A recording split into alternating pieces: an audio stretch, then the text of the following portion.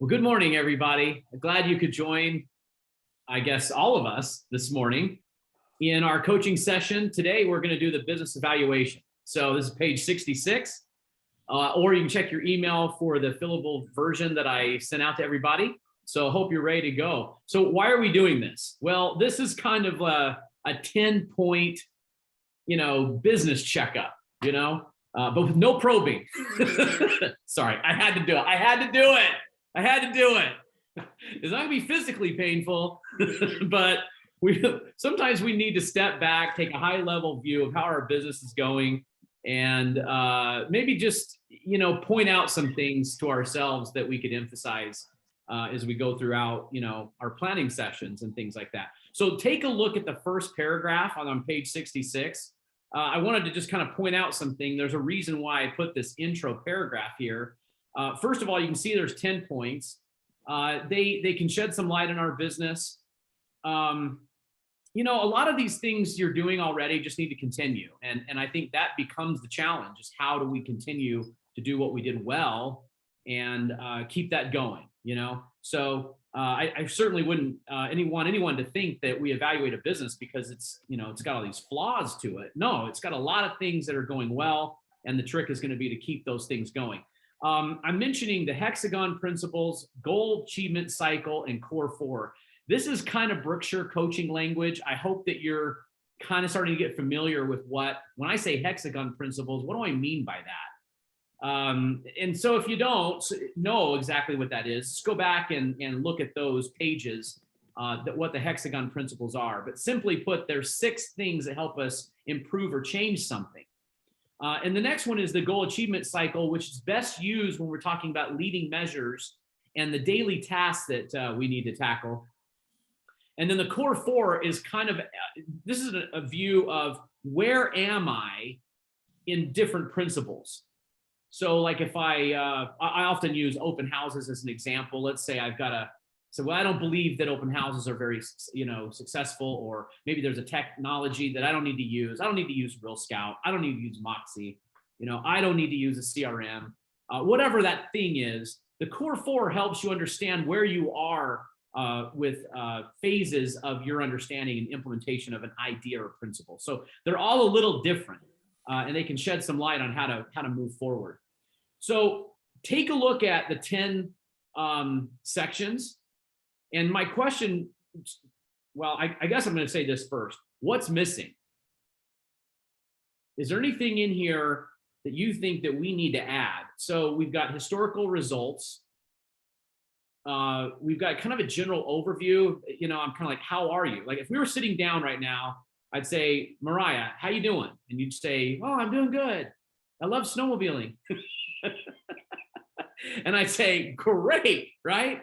And we might talk about that for a minute. And then I would say, well, what do you hope to get out of a coaching session or an evaluation? And you would say, well, gosh, I would hope to get this. And see, that's very overarching and very general. The next one is mindset, attitude. How do you feel about things? Personal growth and training. Are you studying? How you doing with leveraging your time? Organization and process. Do you get bogged down at times and overwhelmed? How's prospecting coming? How's lead generation coming? Planning, presentation skills and services, promises. Those are the categories. Do you see anything that might be missing? What do you think? Anything might be missing here?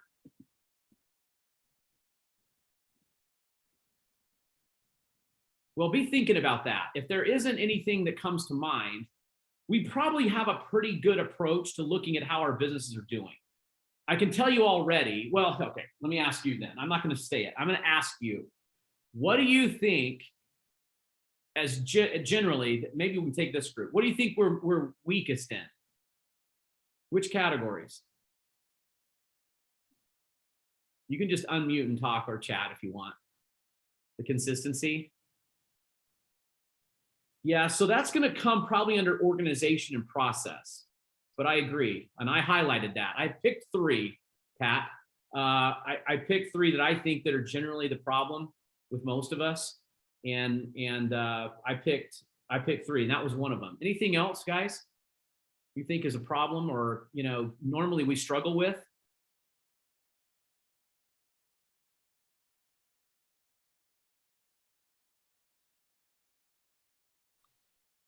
Yeah, time management organization. Yeah, this business has a way of just some days you're overwhelmed with opportunities and you can't get to everything and you feel like you're behind. You're 10 minutes late to every meeting kind of a thing. And I've been there.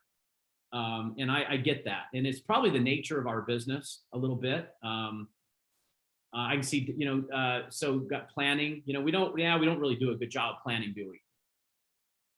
It's sad to think that life would go by year after year and we never stop to think about, why we do what we do or what we want out of things and make a choice. Don't you think that the ability to choose is such a gift? How do you want your life to be as a gift? So it would be really sad to me to think that we would live, day to day, month to month, year to year, and not make time to think about what do we want now. And I guess I love that about January. It has this. It's a new year, so I guess just because of the calendar, we go, what do I want to get out of this year? What did I get out of last year? So what's different about, moving forward and what could I do?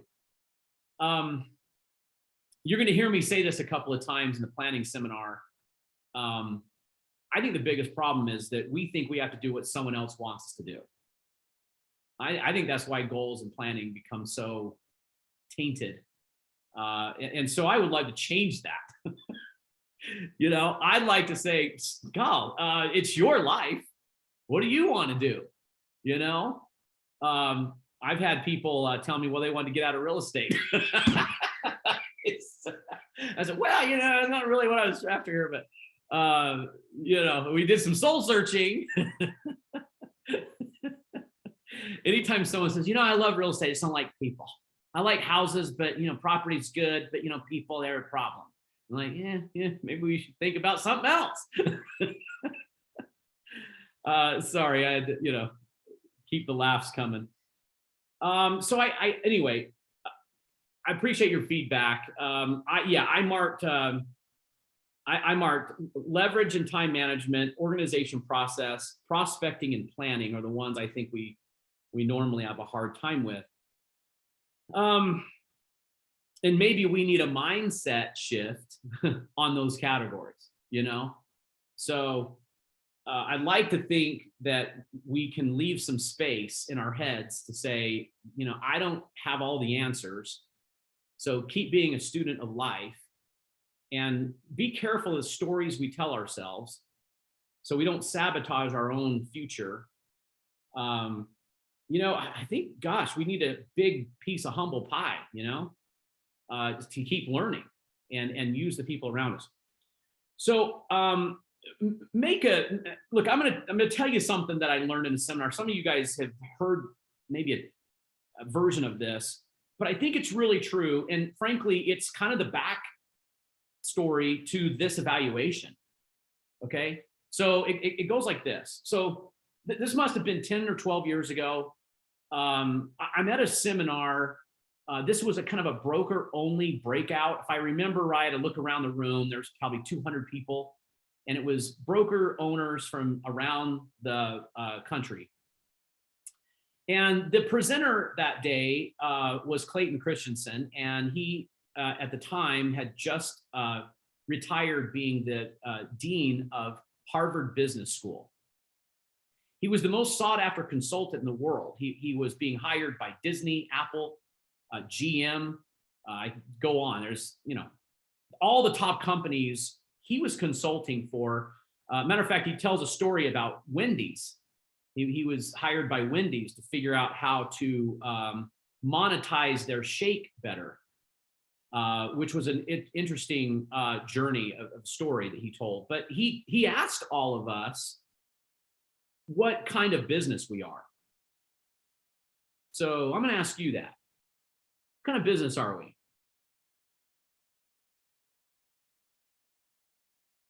Now think about it from his perspective. He's looking at lots of different kinds of businesses, right? So manufacturing, he's looking at those businesses. I suppose where would we put Disney? entertainment, resort. Where would we put Apple? Technology, product. And I appreciate your answers, and you kind of start to get a feel for what we are. We use this term. I'll tell you what he's. So look, we all looked around each other and said, we're like, people yell, we're in the people business, right? Or we're relationship business, and you'd hear this, and we kind of got talking to ourselves, and then we're like, well, wait, we're in the real estate business. Yeah, but what does that mean?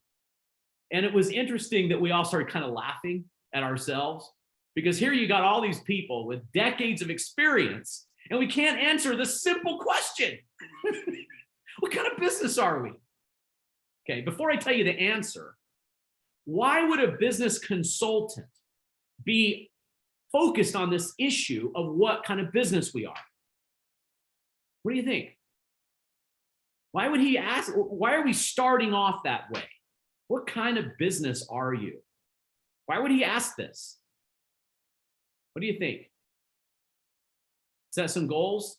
Come on, give me some feedback. You guys are smart. Why is he asking this? Give me some, play along here. To find out their why? Yeah, okay, we're getting warm, Jill. Direction? Yeah. Maybe find out how we're going to achieve what we want to achieve. You're almost a bullseye if you're to be better. Yeah, okay.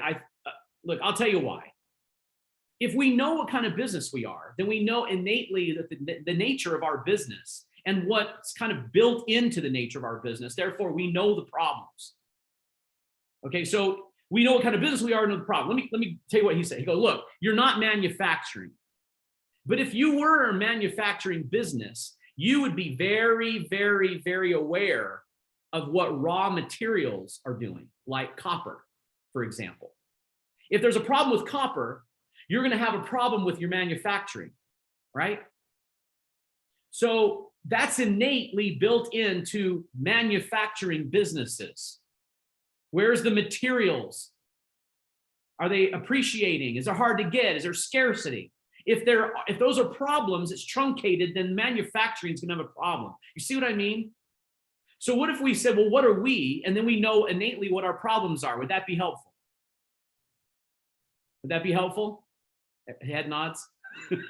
That would be helpful, wouldn't it? Okay. So what kind of business are we? We are a personal service business. So if you didn't know that, write it down. That's keeper. Okay. We're a personal service business. And I like all your adjectives to describe that: fiduciary, relationship, people. Yes, we're a personal service business. You sometimes hear this in the law. You know the reason why a broker, if he goes to sell his company, he can't sell his listings? Because he's a personal service business. Okay? He can't sell his listing agreements because he's one of a kind. And the client hired that one broker, one service, one uniqueness. It can't be duplicated, therefore it cannot be sold. The other problem with a personal service business, you know what the problem is with growth? You have to hire people. Yeah, that's it. If you're going to expand a personal service business, it's going to take human capital. Okay? So if there's a problem with copper, problem with manufacturing. If there's a problem with hiring people, there's going to be a problem with scalability. Okay. This is where I usually go, thank goodness for the Brookshire family we have. You know, you'll hear us say a lot, it takes a village, it takes a team. There's a lot of great human capital, and not just bodies here, guys, great professionals. So, real people. And I think, this is why I tip my hat to Steve Roney. His best gift is building teams. He's done it before in other businesses. He's doing it again now. He really just goes out and finds the best people, and people are what drives this business. So don't forget that. I mean, you got to better use people, to grow your business. So that's kind of how this evaluation came about, because it's going to lead us to ask, well, who am I? Who can help me? Because it's a personal service business. So who can help me?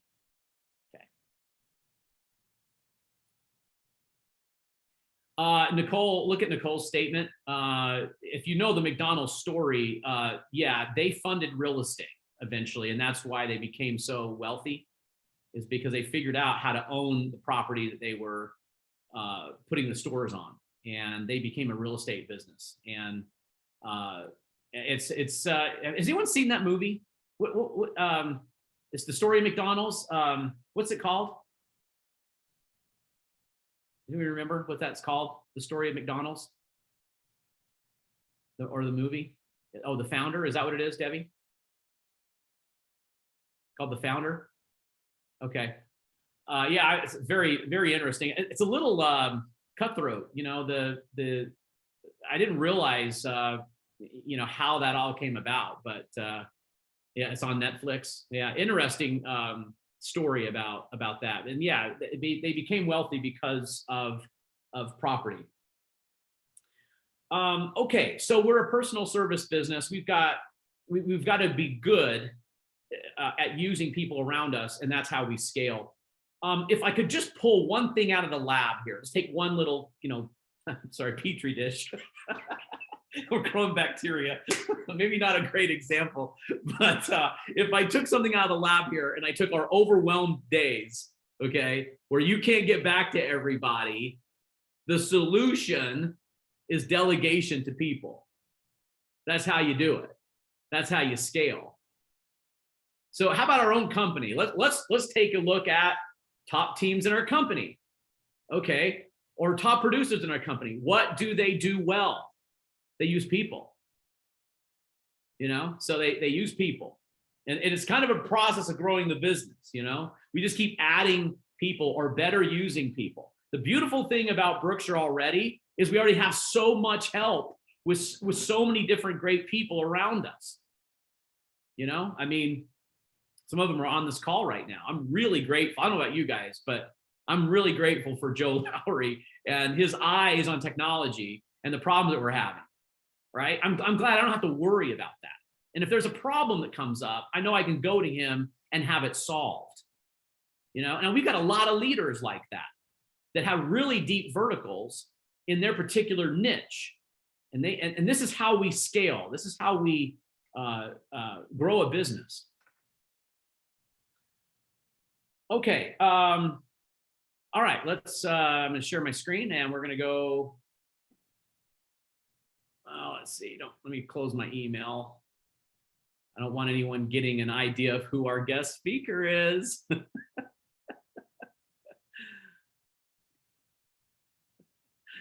I know, I always have way too much fun. But man, you know what? There's only one other person in the company right now who knows who it is. It's going to be, I know I'm jinxing it. I'm already jinxing it. It's going to happen though. I'm optimistic. I told this person yesterday, I go, look, I reached out to one person. You're it. You're it. And okay, so here we go.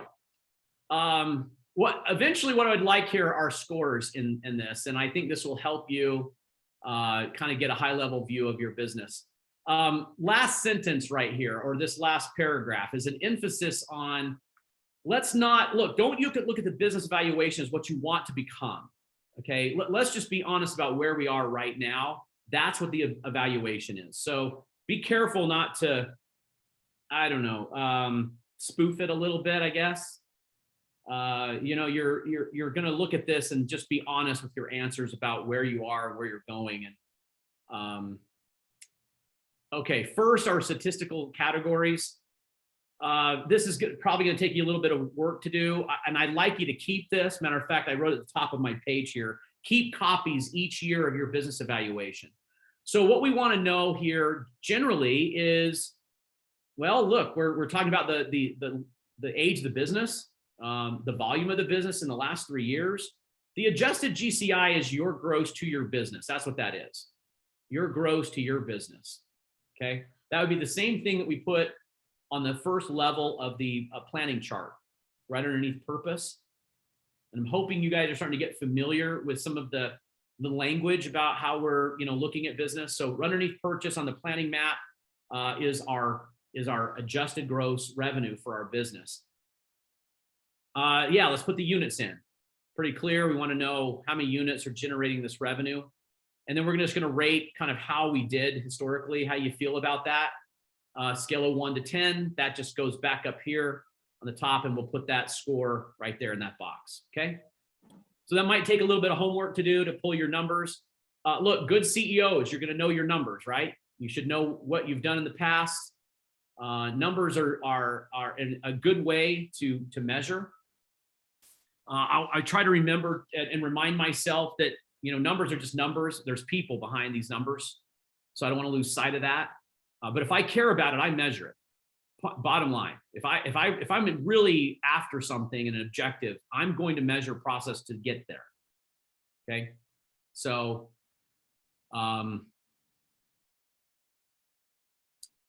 if you're not measuring it, you're not going to improve it. All right. Section 1 here is a SWOT analysis. So you've probably heard this before: strengths, weaknesses, challenges. Please take the time to be honest about what these are. Maybe while we're going through this, you can start answering some of these.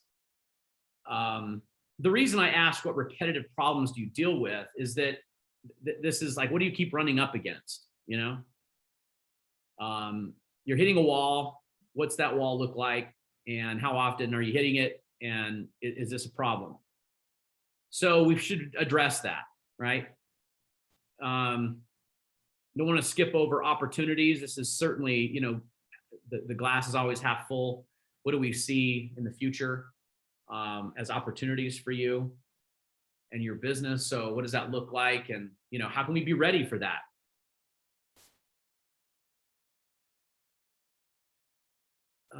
One thing I love about sports is there's reminders of these principles. BYU gets selected to join the Big 12, and they've got a couple of years to get ready, right?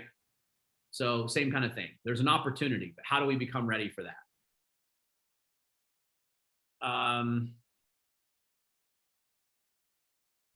This is the last question here is, what's the one thing? I love that approach when we're having coaching discussions. Is let's not get overwhelmed by, there's too many plates sometimes. We got to focus on the one thing. And what would that one thing be? What's the one thing you can improve that makes the most positive difference? What a great question.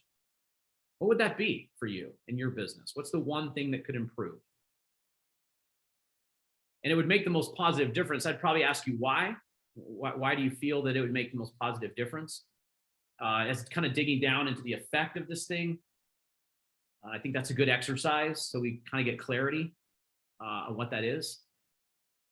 All right, we're not going to be able to camp out too long on each section. So the next one, mindset, there's a little journey here.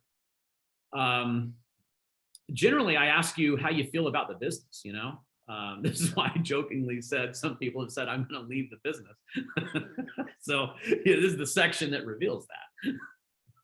How do you love your work? And they go, no, I hate it. Really? Yes, it's the source of all of my negativity in life. Okay. Yeah, maybe we should improve that. Okay, I'll leave the business. Great. Go on to realms. No, most of you love what you do. Most of you love most of what you do. How about that? Would that be a fair? Yeah, you love most of what you do. And then there's the things in between that maybe we could learn to love. As a matter of fact, can you think of anything in your life? Let's hit the chat here and help each other out. Because watch how cool this is. Was there anything in your life at one point you didn't like or despised or hated or, whatever, but then you learned actually later in life to honestly like this thing? Anything? Just so you know, I can name 3 things. Music. So Pat, you didn't like it and then learned to love it. Is that right? I know we're on shared screen, so I can't see your head nod. Wow, interesting. And that became a big part of your life, Pat. So that isn't squash. Jess says squash. Yeah. What kind of squash? Is it the green squash or the yellow squash? Alpine skiing. Okay. You didn't like it. Now you do. Interesting. That surprised me that you didn't like that, Debbie. Joe, still in a huge, yeah, it's a huge part of Pat's life. it kind of defines who he is. That's interesting that he would have maybe missed that, right? If you didn't find a love for music. So true, Allison. Exercise. That's one of mine. Specifically, running is. I hate it. What's the joy in running? There is no joy in running. Admittedly, I'll confess, I've missed a few days here. I will not miss another day. I'm missing it. Isn't that crazy to think that I miss running? And that's where that's come from. That's the evolution of that. So when I was 10, let's see, then I discovered that, cute boy ski. There you go. There was the motivation. Yeah, that may have been why I picked up a guitar early on, 12, 13, 14 years old. So. Well, can I jump in here for 1 second? Yeah, please. One of the things I think we all get twisted around about is that if there's something hard or something that we're not immediately attracted to, that with effort and consistency, we'll end up loving it. Well, there are sometimes you don't end up loving it, but what you do find is that the discipline of doing that thing is the reward you were looking for. So you might not ever, can't wait to jump out of bed and, go do your workout or whatever else, but you do it because the overall impact on your life is beneficial. And there's a unique joy and sense of satisfaction in achieving discipline. And sometimes that's it. Sometimes that's it. Like there's no great, I hated this, now I love it. Sometimes it's just, I did it and I was successful, or I am successful, and that's a tough distinction sometimes to swallow. You might not ever love it, but you're doing it. Yeah, that's a good point. So I guess you could say in my life, I've done a lot of speaking in public. I've had to talk in front of groups of people, and sometimes when people say, gosh, I like to do that. I'd say, well, gosh, I guess I do like it, or I get excited about it. Maybe that's the way to put it. And I have to learn to cope with that a little bit, and this is why I get teased about my energy, because when I get around a lot of people and we're together, I get real excited about how we can help each other. And, but I can tell you this, confession, I don't really like all the prep that goes into that. There's a ton of prep. It's study, it's research, organization, it's editing. That's not that fun. But you know what I do? Like what Joe said, I think I keep my head on, but what is this going to be? The results is maybe what I am in love with, and the end result, I'm more in love with that. And people like to do things they do well. Yeah, I think, and it takes time to do that. Another one of my things that I used to not like and now I love is playing the piano. I really enjoy that instrument. I didn't like it as a kid at all. Kind of convinced myself that nerdy kids played the piano and cool kids played the guitar, and I wanted to be a cool kid. So I played the guitar. So I stayed away from that. I stayed away from that piano. That's too bad. I missed a lot of years where I could have bettered my skill at this instrument. I love that instrument. It's a great instrument to sit and sing with. It's kind of what I liked about the guitar is that you can sing with the guitar, and you can do that with piano. I missed it, right? Missed years of that. The other one for me is going to church. I didn't like it as a teenager at all. I'd do anything, not go to church. It just, in my ADD, I could not sit there. And that's still a problem, by the way. I don't like sitting anywhere for very long. If I had a chance, I'd cancel a meeting in a second if I could. But I did learn to love that in time and then miss it if I wasn't there. And isn't that interesting? So running, piano, church, I could kind of go on.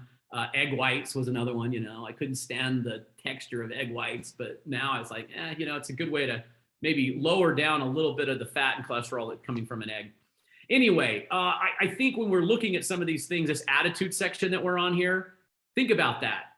You may not, what if you found a love for some of these things that we're not so good at? What if you learned to love lead generation and lead follow-up?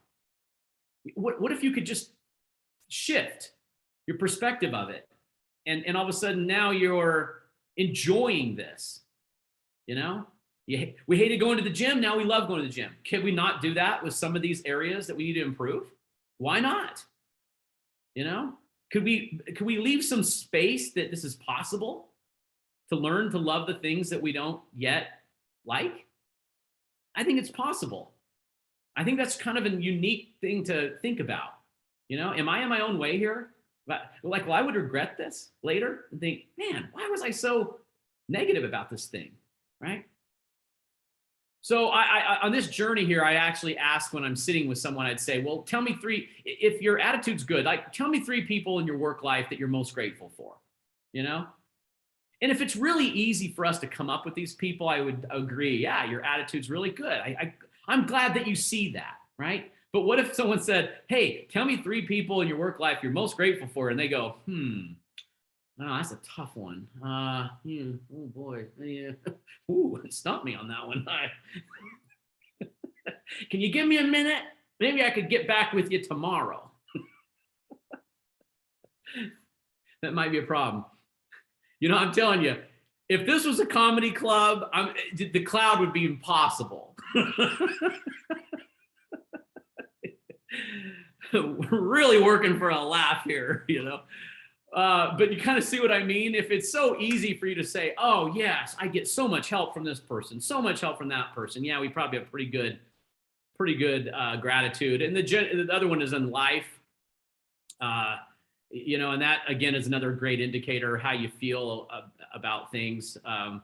How's your confidence, your listening presentation? You go, it's pretty good. Well, could it improve? Sure. Okay. Well, tell me about that, Of course, if I get a negative attitude about this, I don't really like presenting, what fears do you have? I can never ask, for the commission or whatever that thing is. This starts to indicate kind of where our view of things are. So this is all about the emotion here. Do you feel fear? Are you overwhelmed? So, what do you do about that when you feel that way? And that tells you a lot about our attitude. So go ahead and fill that out and rate yourself. The personal growth and training, the next section here is, I think, really key. Matter of fact, congratulations. There's 56 of us. I tip my hat to you. Congratulations for taking the time this morning to be here. I think already, all right, we've already got our money's worth of our time. We invested our time to be here. And I think we're already learning how to help our business for the next year. This one's a big one for me. And this is the one thing I try to drill into my kids. I have 4 daughters, and I say all the time, stay teachable. It's so key. And I think you become what you study. So if you have a weakness in something, then why don't we just study that thing a little bit every day? Not all at once, but why don't we just have a routine here where we can kind of start to devour the things that we need the most help with? Why not? Why can't we become strong in the thing we're weak in, right? And I think we can. I believe that's true. On that, describe your morning routine. This is you might want to write, this is a good, better, best challenge, I think.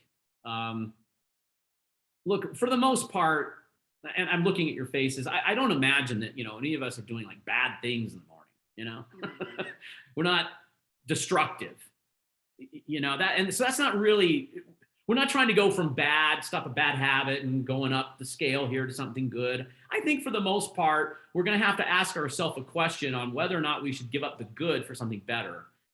And here's the sucky part of it, guys.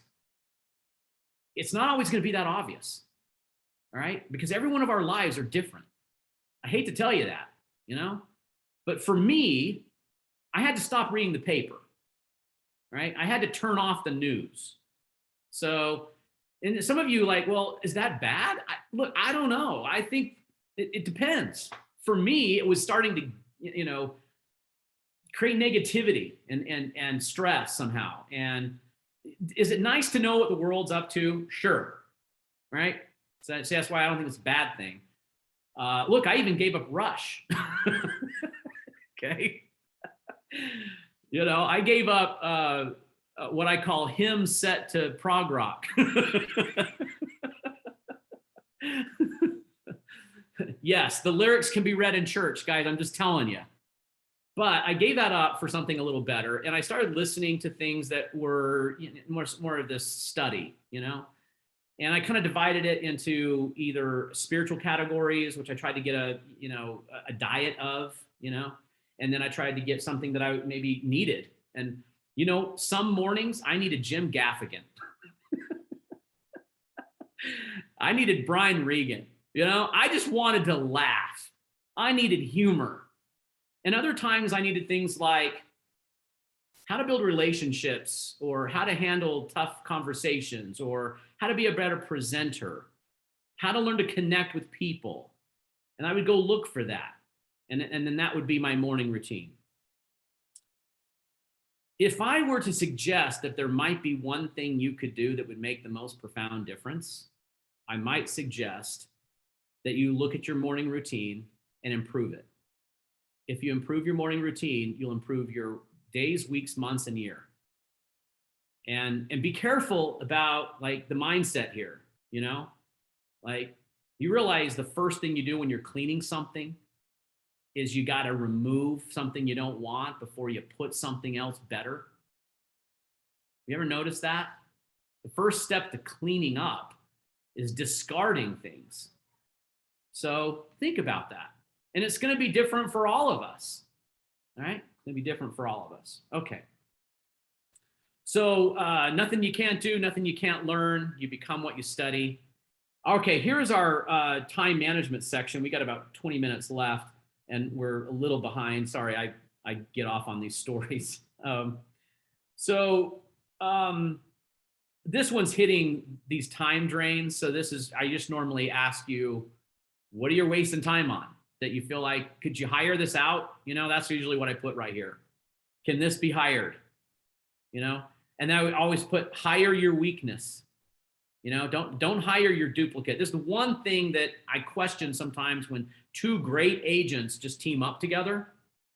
And I get it. And it's not always, it's not bad, but I do wonder if they're solving a problem. And if they are, great. If they solve the problem, fantastic.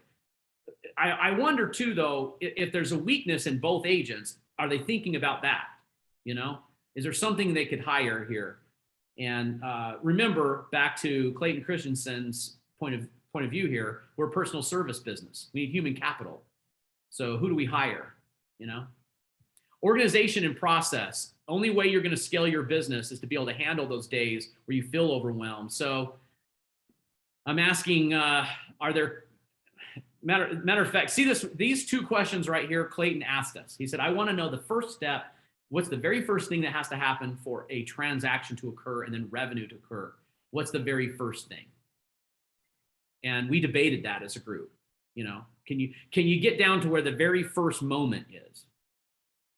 And I think it's important to understand that, because that's the first thing. And that leads to business in time. And that becomes how we define our process. How do we get these first things to occur? So we're clear on who's responsible for these steps. Are we clear on each step it takes to progress towards a closing?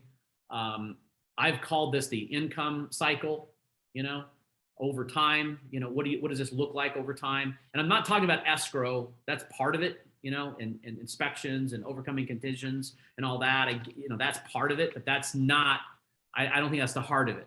The heart of it, what happens before that. So that's going to lead us all down to lead generation, because this lead generation is going to put stress on processes. So is this the year, Joe, that we need to get better at CRM, database, processes? I mean, what do you think about that? I had another recruit actually the other day ask me about CRM and what we suggest. And what are your thoughts about all of that? Well, I think many people in this coaching sort of loop know that I'm a big proponent of those things. If technology can help you achieve the 2 E's, right? If it can help you become more effective or more efficient or both, then it's technology worth exploring. so the issue that I think most people have is that they start off with the idea that the CRM will somehow solve the weaknesses in their own process. So a CRM, a technology, or any one of those pieces in and of itself will not change your behavior. It will certainly multiply your behavior, just like a megaphone or a microphone. So if you are singing off key and someone puts a great big microphone and huge sound system in front of you, you're still going to be off key. You're just going to be a lot louder. And so all these tools that you have in front of you are designed to help you become more effective or more efficient, as long as you understand that they are not going to magic pill your business. There's no company out there that's going to magically grab leads for you off the internet. There's nobody that's going to sort your SOI for you. There's nobody that's going to help you understand that these pieces of technology that amplify who you are not going to amplify the parts of you that need work. Like for example, on the CRM side, one of the key parts about it is, can you write down you had a conversation or knocked on the door or gathered a phone number or sent somebody just sold postcard and then follow up? You got to write down you got to write down when you're going to follow up. You got to write down the details so that next time you run into that person, you remember you talked about snowmobiling, right? Or whatever it is that you initially had your conversation on. So the systems are there, and the systems will certainly multiply your efforts. However, if you are expecting a piece of technology or a platform to come and replace the parts of you that you know you have to work on, you're going to be disappointed. And so the point being is, have a conversation with yourself first about what it is that you're going to use that tool for.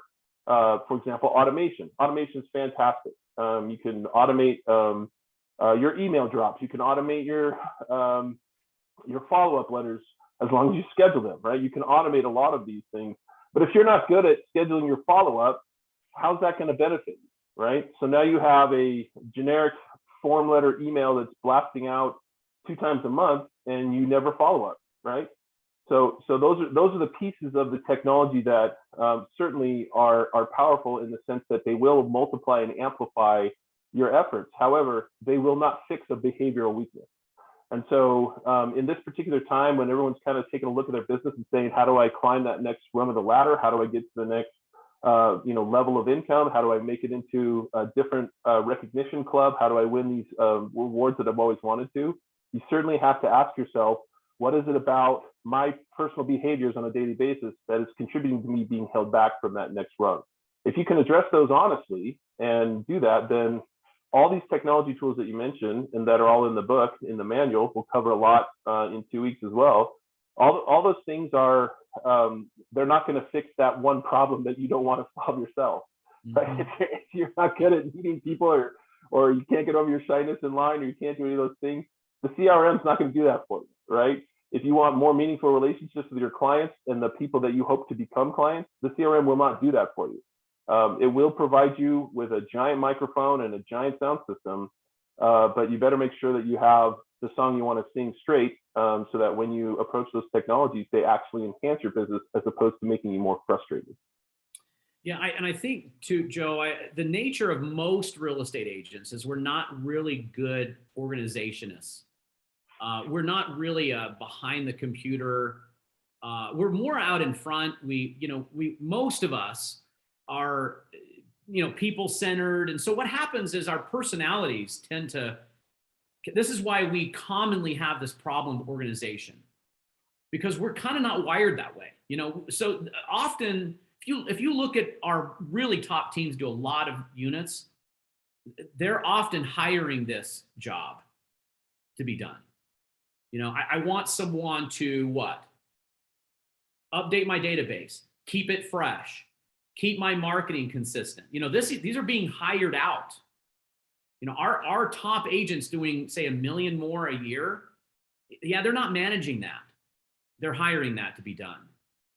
So if you're not to the point where that is an option, then we're going to have to come to grips with, we're going to have to do this until we can, or we're going to have to go look for someone to hire because it's important. And I think that that's just the nature of real estate professionals, is those who are really good at relationship building are usually not good organizationists. And we're going to be okay with that. We just have to go hire our weakness.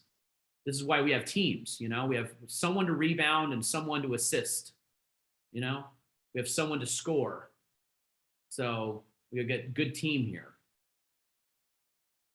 Okay. I'm make a note here to not in the prospecting thing here is I'm asking you where your business comes from. Don't fix what's not broken, right? So don't break what's not broken either.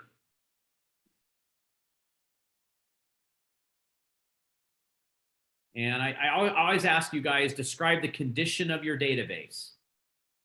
How is that? That's a scale of 1 to 10. That may need some emphasis here. If we care about these people, then we should organize them and stay in touch with them and be serious about that. This is a huge part of the value of your business, your database. That's why it also appears on the planning map. Okay. So how many people are added? And I ask you all that. Okay, let's go to the next one, planning. And of course, here we are. And I think we need to understand some lingo here. Like you need to understand the difference in a strategy and a tactic.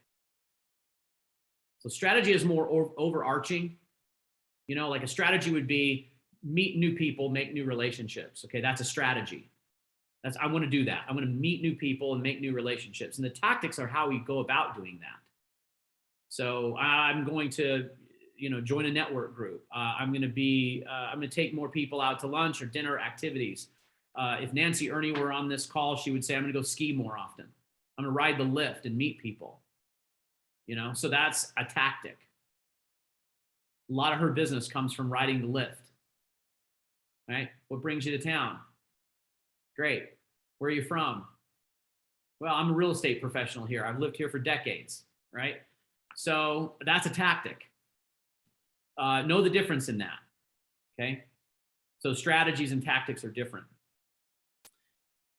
This is all the planning here. I think next week we're going to do a vision board in a different way. We're not going to build an image of all the things you want, although we're going to discuss that. What we're going to do is we're going to start thinking about the people we can help.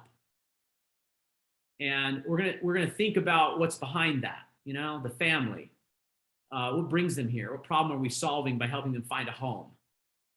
And I'm going to really hope to emphasize that that's the majority of what we put together on a vision board. Instead of it being like the vacation you want that's in the center here. But think about that. If I went into a listing presentation with the focus that this is going to lead me to the vacation I wanted, or the bank account I wanted, or the car I wanted, or the boat I wanted, or the house I wanted, the furniture I wanted, and that's what's driving me, would that cause me to be thinking more about me instead of them? Yes.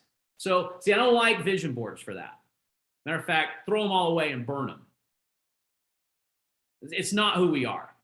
The higher level bit here is to think about the people that need us and the problems we solve when a Berkshire professional enters the world with these people. We have a profound effect. We talk about things like winning the bid, but doing it with education and with eyes wide open, right? We talk about navigating complexities in transactional language and the assets in which we have. We talk about the marketing resources to get the best exposure, so the house is in the best light, so the amenities and the features of the property are valued. We see value because of how it's marketed. And this drives the net and the bottom line and reduces all the problems. We get attached to the best buyer in a transaction. We vet buyers. Think about you can't even, I don't know if we can put an equation to this, because the ripple effect of having you as the professional, I don't know how we can count, because it's monumental. Now that is what I see as a vision board, to remember that when we go into a presentation. So that'll be next coaching section next week. Don't miss that. We'll do a live hybrid here. I'll set up on that big table there, Joe, in the right in front of the whiteboard. We'll do Zoom and we'll do live. So more to come on that next Tuesday. So that will be getting us ready again for the business planning seminar on the 19th. Okay. I'd love to be able to, when I see you guys or we're talking, I'd love to just be able throughout the year to just say, how you doing with your goals? You know, where are you on this? How far away are you? You know, and what are you learning this year, and how are you improving? So yeah, I'd love that. The next couple of sections here are about your presentation. Some of you are going to realize that you might need to improve some pieces of your presentation. And being flexible. You know, we have different personalities we meet all the time. So one presentation doesn't always match everybody. So remember that, you know, we've got to be able to pivot a little bit to meet different interaction points. So take a look at that one. And the last one, I don't know that is much of a problem. Usually I don't have anyone with a problem with this one. But I put it on there as the last one. I suppose we may come across someone who has a hard time keeping their promises. Maybe the promises on time would be one that you know, we keep a promise, but it's not on time, or we over promise. You know, something as simple as, hey, the sign will be up tomorrow, you know, by 5. You know, that's a promise, and then the sign doesn't show up for 2 days later. You know, you think I could have done a better job of explaining that. You know, I'm immediately going to call our sign installer. It could come tomorrow or the next day. You know, I'll get a confirmation when it's up. You know, and I'm going to be very specific about where it goes. Are we clear? So that's a simple promise, but something so tangible to the seller. It's a sign up, right? But there's other promises we make, a lot of other promises. So be careful not to overpromise. This is all marrying service and promises along with presentation. Normally, most of our agents are really, really good at keeping their promise. That's not the problem they have. That's not their problem. Is not usually presenting or keeping their promises. Our problem usually is finding more people to present to. That's the problem. We got to meet more people. That's usually where we need to do the heavy lifting. So there's your overview of the evaluation. I'm going to stop sharing, and I would like to do some takeaways before everyone says goodbye and has carries on their day. Oh, your faces are beautiful to me. My favorite group of people. Let's do this. We got 5 minutes. What are some of the gems today? What are the takeaways today? What stood out to you in this whole exercise? Either unmute yourself and feel free to talk, or put it in the chat. What are our takeaways today? Well, I liked reading in the chat how many people said consistency, how difficult it is to be consistent with what they do. And I'm such a strong believer in that you have to create a habit. So it gets important to start your day creating a habit. And I think the best way to start a day is with prospecting, so you can get it out of the way and then go to other things in your day. So I just wanted to add that. Nice. Very well said. Very well said, Sharon. I agree with that.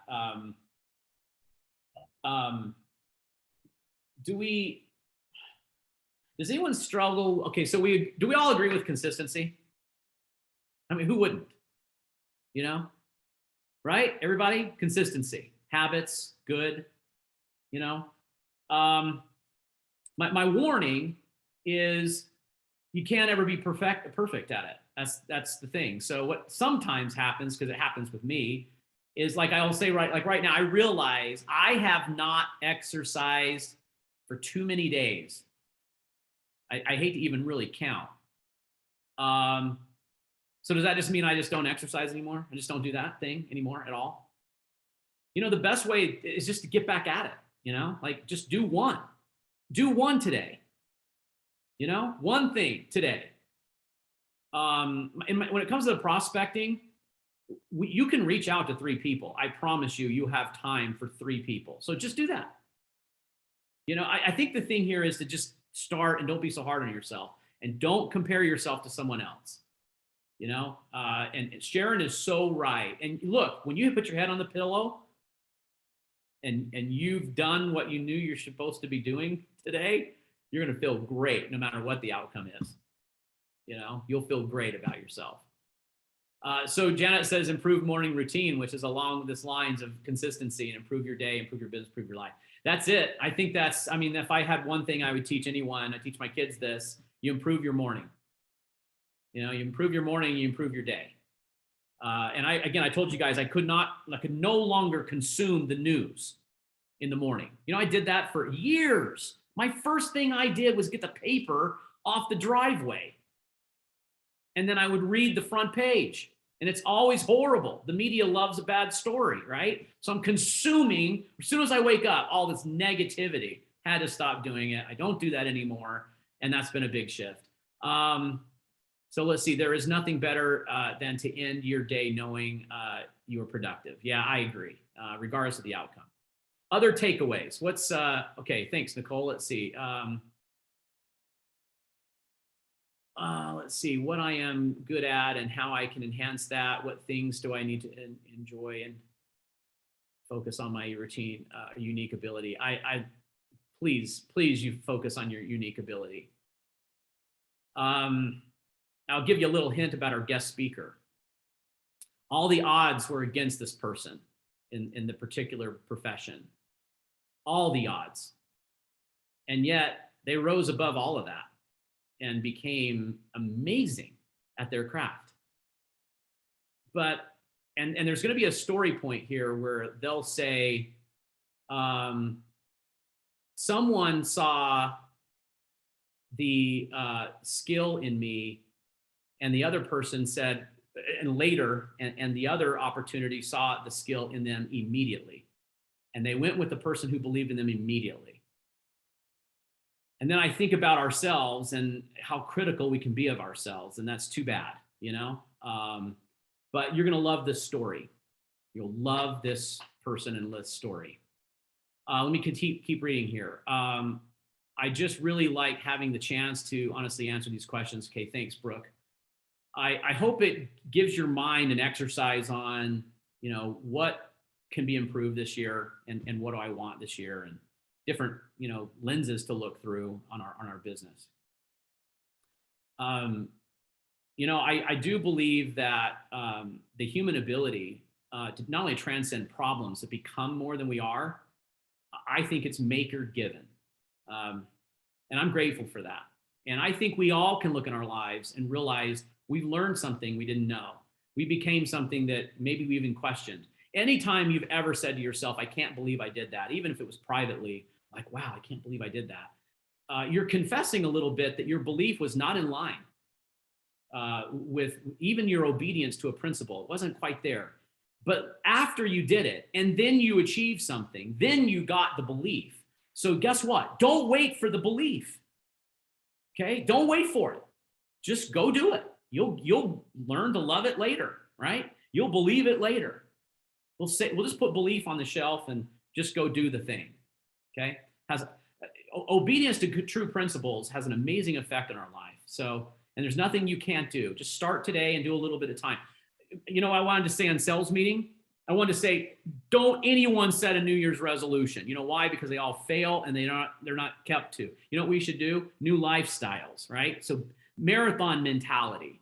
And you author this, no one else, only you. If you author it, you'll do it. If you're doing it for someone else, you often don't, because you're not seeing it. And I'm not talking about sacrificing or serving others. That's not what I'm saying. I'm saying that we sometimes put on our own shoulders what somebody else expects of us, and that's not the best way to go about it, right? The best way to go about it is to think about how you want to author your chapters of your life. And you're the author, guys. Guess what? You wrote every word in that book. You wrote every word, and you're going to write the next one too. So make it a good one. Someone's going, "Ooh, I should take those swear words out of there. Let's delete that." Okay, edit, good, save. All right, hey, I love you guys. Have a wonderful day. Thanks for joining me, and thanks for all the insight. I appreciate you and what you do every day. And remember, your people are lucky to have you in their life. Don't forget that. They're really lucky to have you. And so go out there and meet more people, and save them from the trouble they would have from someone else, right? And thanks, you guys. Thanks, Allison and Jessica, Delia, appreciate that. Hannah, thanks, you guys. Linda, thanks for all the positive comments. Have a wonderful day, and I'll see you next week. Okay, see you next week. Okay, thanks, guys.